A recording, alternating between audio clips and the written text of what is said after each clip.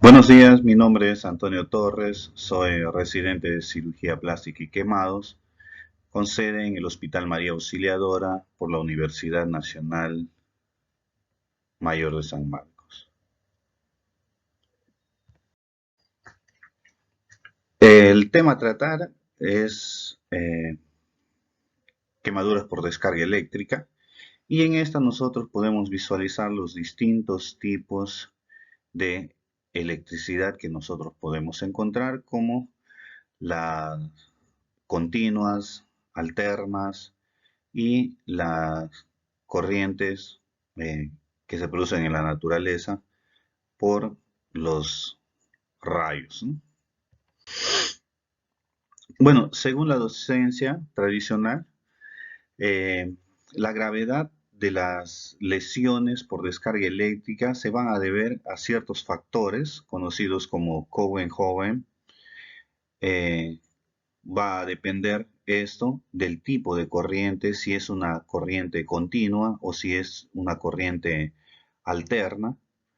Va a depender del voltaje o el amperaje que tenga esta corriente, eh, del tiempo en que está expuesta la persona a la electricidad. Esto va a incrementar el tipo de lesión o la lesión que pueda tener esta persona.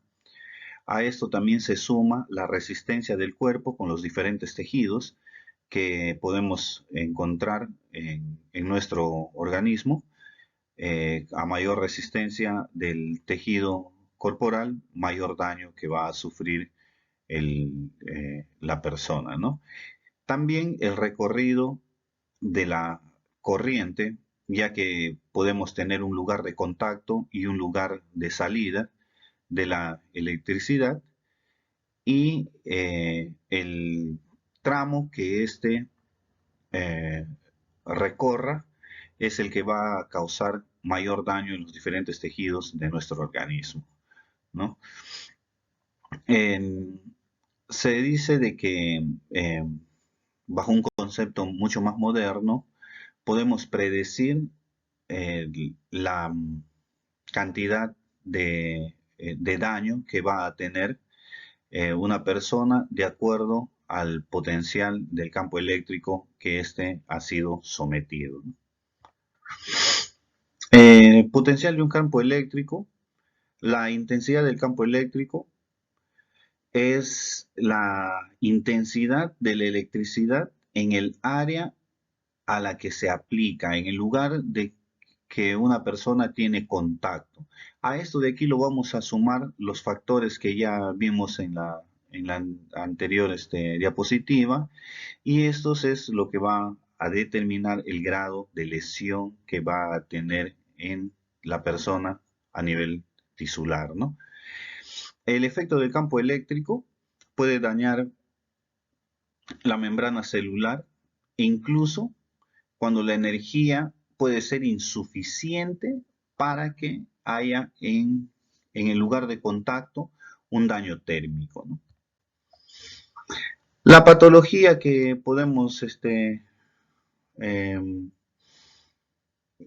describir por esto de las descargas eléctricas, ¿no? Es de que la aplicación de una fuerza debido al campo eléctrico intenso va a causar primero un daño térmico o un electroquímico a los tejidos internos, ¿no?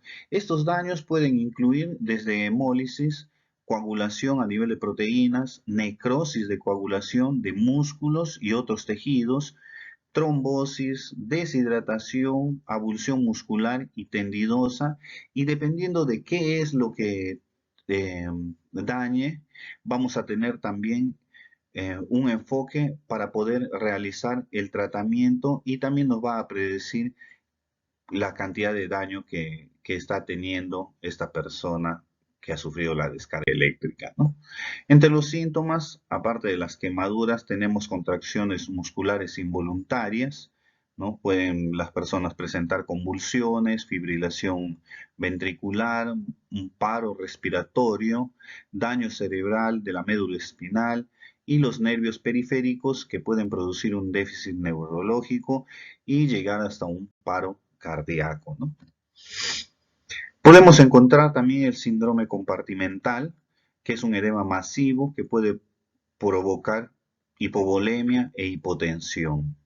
Estos de aquí son los que nosotros debemos aprender a manejar cuando nos enfrentamos a un paciente con una lesión por descarga eléctrica, ¿no?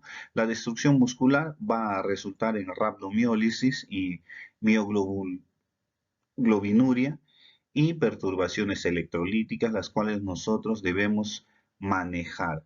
Sabemos muy bien de que al presentar estas complicaciones vamos a enfrentarnos a un posible daño renal agudo y es lo que debemos prevenir siempre cuando nos enfrentamos a una persona, a un paciente que ha sufrido una descarga eléctrica, ¿no?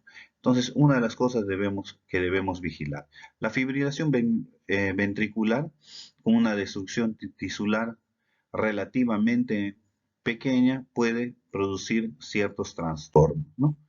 Entonces, en el tratamiento eh, en el lugar donde sucede el accidente o donde hubo el contacto de esta persona, es la desconexión de la corriente, en primer lugar, antes de poder ayudar. La reanimación, que esta reanimación puede ser en el lugar del accidente, en caso de poder realizar o de realizar una atención prehospitalaria.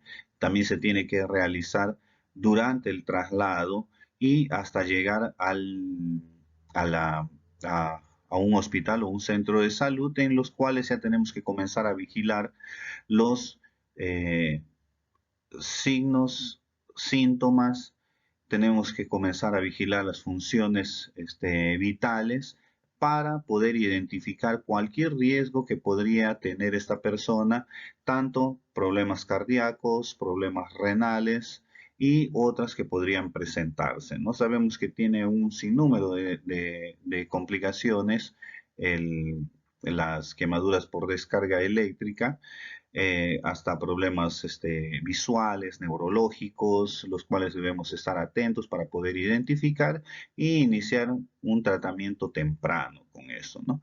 La monitorización cardíaca se tiene que hacer desde el ingreso hasta 24 horas después de estos, con monitorización, electrocardiogramas, y debemos realizar también nuestras interconsultas a todos a todas las otras especialidades que nos puedan ayudar, como nefrología, cardiología, ¿no? Los médicos intensivistas también, que deben actuar para poder realizar las compensaciones necesarias o la reanimación que necesite el paciente que ha tenido una lesión por descarga eléctrica, ¿no? Entre lo que es los cuidados de la herida, pues tenemos lesiones en el lugar de contacto y en el lugar de salida de la electricidad, y esto de aquí sabemos de que una herida por una descarga eléctrica puede ser muy pequeña superficialmente y muy grande en la parte interna. Sabemos de que a simple vista no vamos a poder determinar en realidad cuánto daño ha habido en la persona con respecto al paso de la electricidad a través de su cuerpo. Entonces, con eso de ahí debemos ser cautelosos y debemos estar vigilantes de lo que podría presentar la persona en el transcurso de las horas, ¿no? Que son muy valiosos el poder estar atento con esto, ¿no? En lo que respecta a las lesiones por rayos, ¿no? Pueden presentar hemorragias intracraneanas como una lesión secundaria. Entre signos y síntomas puede haber asistolia, arritmias, provocar síntomas de disfunción cerebral, pérdida de conciencia, confusión, amnesia, problemas neurológicos eh, que se van a presentar por este tipo de descarga, ¿no? Las quemaduras pueden ser menores en la piel, ¿no? Puntiforme o en plumas ramificado, perforación de la membrana timpánica, cataratas, las cuales se tienen que vigilar hasta 25 días aproximadamente en el paso después de haber sufrido una lesión por descarga eléctrica, ¿no? Aquí tenemos una imagen la cual nos muestra una lesión por descarga por rayo, ¿no? Con sus características propias, que las cuales es fácil de identificar, ¿no? Bueno, esta es una revisión rápida, es bastante corto el tiempo, pero espero que les haya servido para tener una noción de lo que es las lesiones por descarga eléctrica. Muchísimas gracias.